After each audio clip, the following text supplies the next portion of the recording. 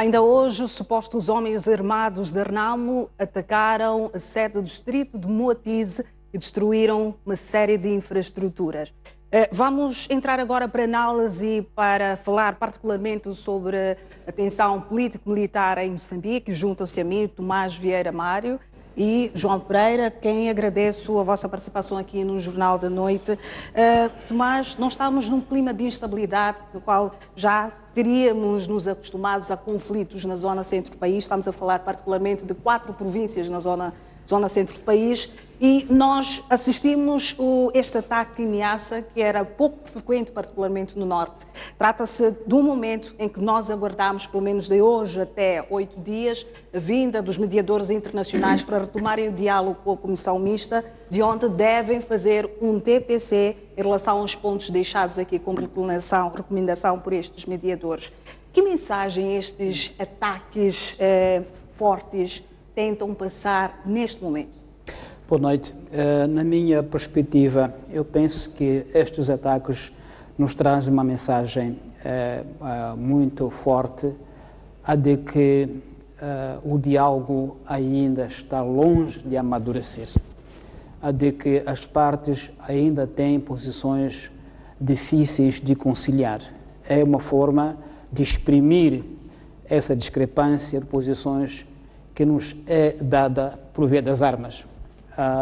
Esta semana, como vem nos noticiários, a Renamo como que de repente expandiu a sua área de ação com ações espetaculares em distritos longínquos como Maúba, Mopeia e outras.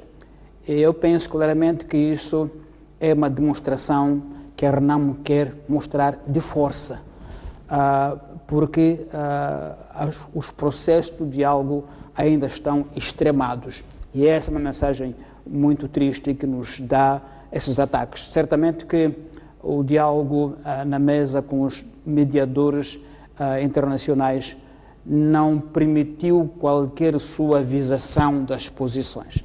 E a forma que essa falta de posições suavizadas se exprime é mesmo esta, de recrudescimento de ataques até em zonas não previsíveis, como era Niassa. Então, a mensagem, do meu ponto de vista, é de que realmente as partes ainda têm posições extremadas e isso mesmo devem ter deixado quando no diálogo com os mediadores. E agora, no intervalo, para a próxima sessão, há uma espécie de demonstração de musculatura de cada parte para preparar o diálogo, o que, obviamente, a mim me parece um grande retrocesso que deve ser lamentado. Exatamente. João Pereira, neste último fim de semana, Frelimo reunida adiantou que cerca de 100 ou 108 membros foram mortos só em 6 meses, apenas na província de Sofala.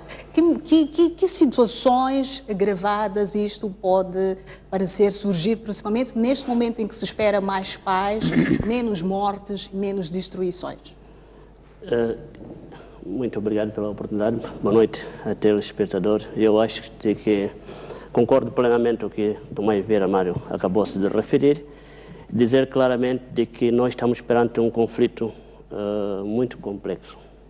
Tem várias dimensões e a partir dessas dimensões, cada um dos atores envolvidos no conflito tem que fragilizar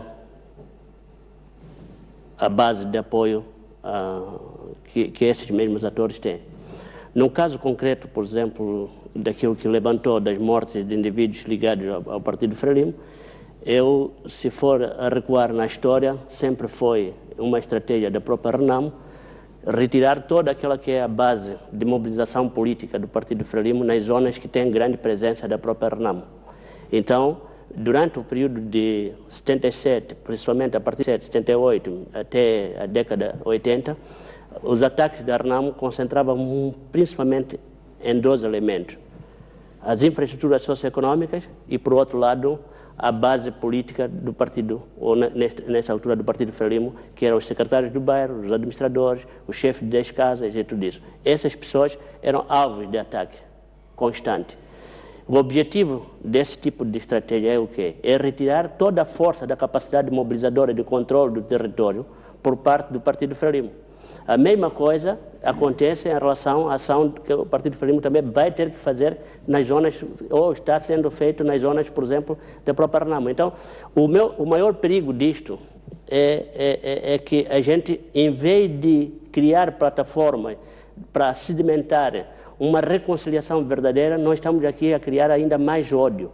E podemos chegar a um caso idêntico àquilo que aconteceu, por exemplo, no Sudão, quando começou os pequenos conflitos. Muitas das vezes o Sudão era um Estado unificado, que a partir desse tipo de conflito acabou por gerar um conflito étnico, regional e tudo isso. Então, aqui há uma indicação clara, por exemplo, por parte da Renamo e também por parte do governo, de que não estão criadas as condições necessárias para uma reconciliação verdadeira do povo moçambicano. Exatamente. Para além de perdas de vidas humanas e também destruição de infraestruturas, este conflito está a atrasar mais a atividade económica. Semana passada o setor privado recomendou ao governo uma espécie de aceleração do diálogo para se encontrar um termo neste conflito. Até que ponto o atrasar de soluções para este diálogo, o atraso de soluções para este diálogo pode atrasar também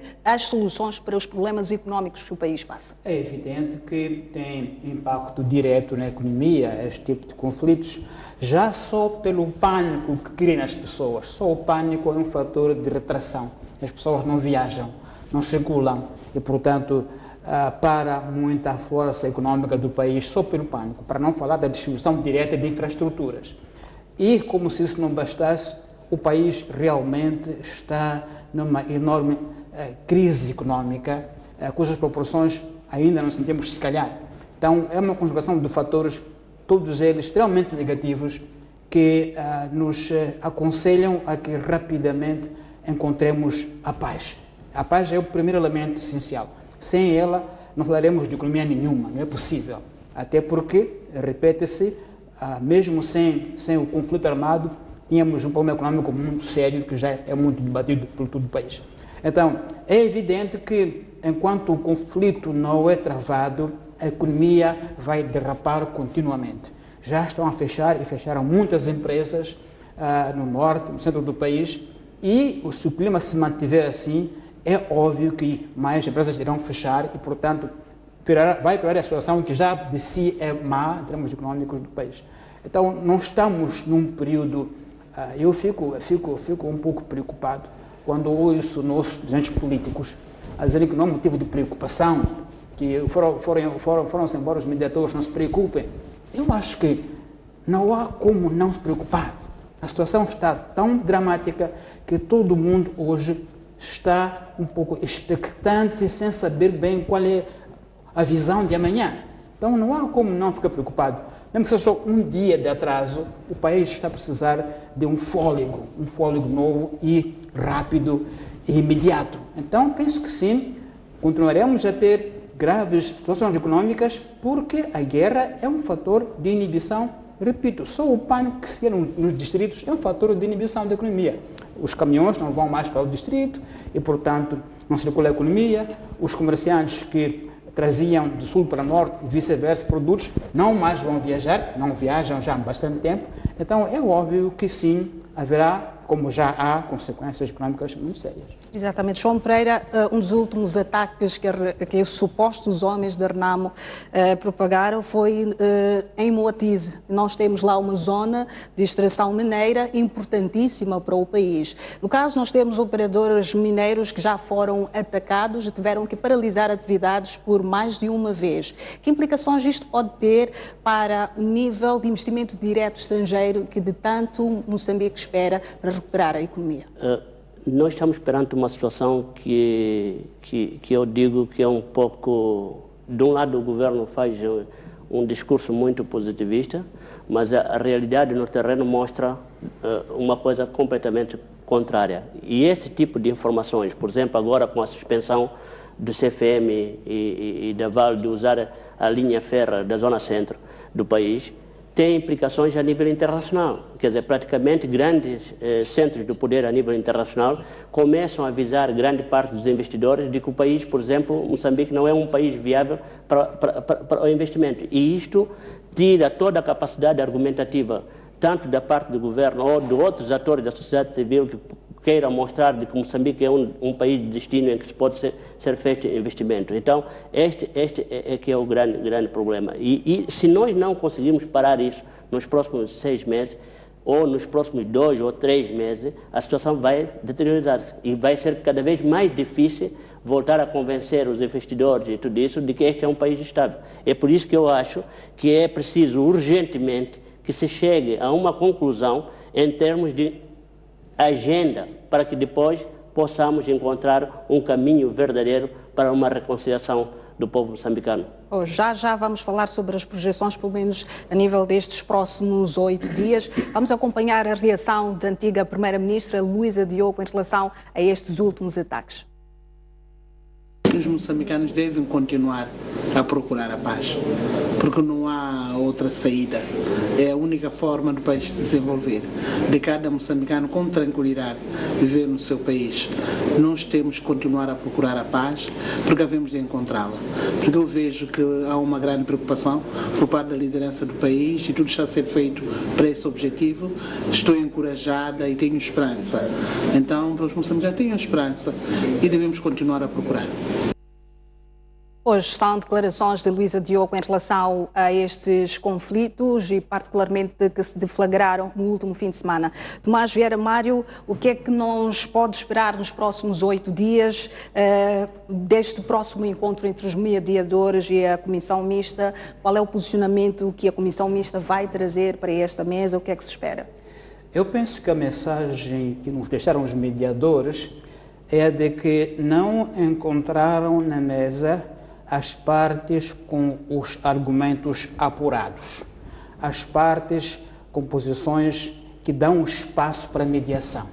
Não encontraram na mesa um espaço em que eles podiam meter uma palavra para partilhar as partes em conflito. E, portanto, o trabalho que ficou com as partes nesse intervalo é cada uma apurar melhor a sua linguagem, o seu argumento, sobretudo encontrar espaço para acomodar também o argumento do outro, porque está em causa. Encontrar um espaço para poder acomodar e acolher de algum modo o que o outro quer.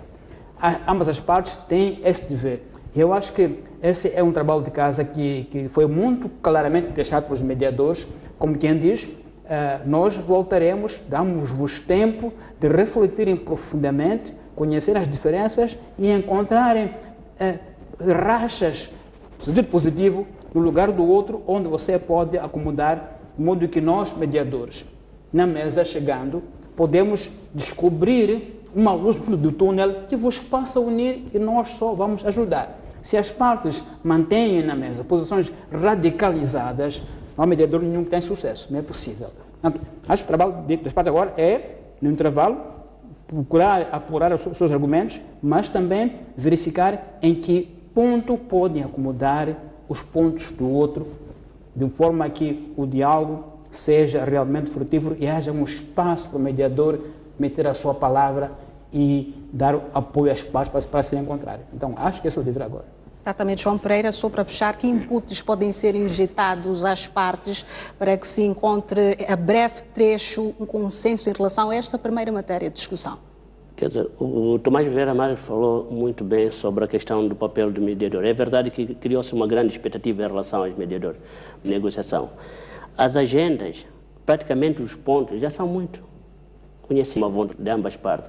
Mas a questão que se coloca é de que por que se vai morrer mais gente para depois chegar-se à conclusão de que é preciso ceder aqui, acolá. Por exemplo, neste momento, a questão de fundo é a questão da descentralização, que é a questão das 6 províncias, que a Renamo ganhou ou não ganhou. Quer dizer, é lá onde está uma das questões de fundo. E outra questão é a questão, por exemplo, da despartidização a nível, por exemplo, do sistema de segurança e da defesa. E eu pergunto, se todos somos moçambicanos, qual é o medo que tem para poder se construir uma força militar despartidizada e um sistema de segurança despartidizado. Se o sistema do apartheid, se o sistema sul-africano conseguiu fazer, por que nós, como moçambicanos, não conseguimos fazer esse processo todo? O que nos impede? Se todos somos irmãos, todos somos moçambicanos, é aí onde está a questão de fundo. Então, se não houver cedência da parte da RENAMO, se não houver cedência da parte da Frelimo, dificilmente os mediadores vão trazer alguma luz no fundo deste túnel, que é muito complexo. Este é um problema. E este problema é um problema que vai ser resolvido, sim senhor, quando houver vontade política. Mas depois tem que se avançar para um outro tipo de reforma para resolver o problema da raiz desses conflitos todos, que é a natureza do sistema político que este país dispõe. Nós temos que reformar o sistema político no sentido de atacar os problemas do fundo que geram constantemente esse tipo de conflito. De eleições em eleições nós temos mesmos problemas. Então nós temos que ir às causas para depois resolver de uma vez por todas este problema de conflitos constantes que a gente está a ter. Porque senão será simplesmente um acordo que eu costumo dizer que vai ser uma trégua, mas depois, nas outras eleições, voltaremos a ter os mesmos tipos de problemas. E eu acho que esta é uma grande oportunidade de transformar a crise num fertilizante para o processo da estabilização política do país para os próximos 20, 30 anos. João Pereira, muito obrigada.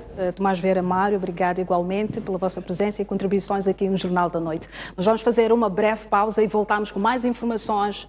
Até já.